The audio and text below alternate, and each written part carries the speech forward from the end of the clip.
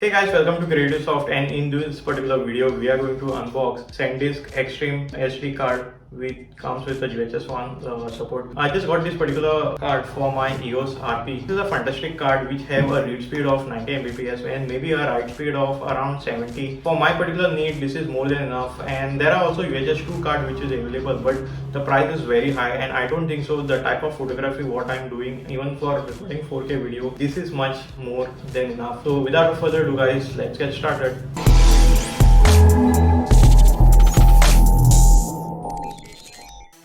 So let us just unbox this card, SanDisk Extreme, and it supports 4K HD recording, and I'll be giving the link in the description. You all can check out and buy it on Amazon.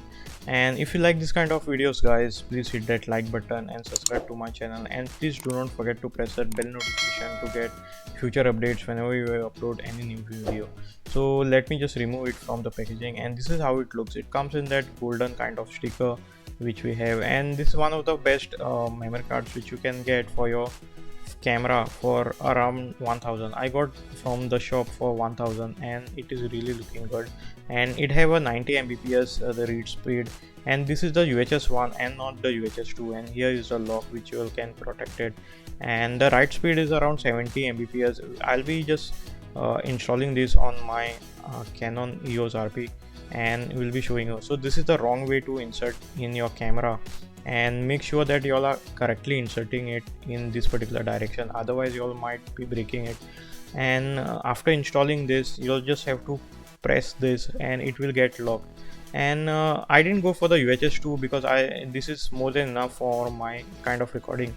Unless and until you are shooting something like 10 frames per second, you don't need any card more than this. So again guys, let me know in the comments below what you think about this particular card.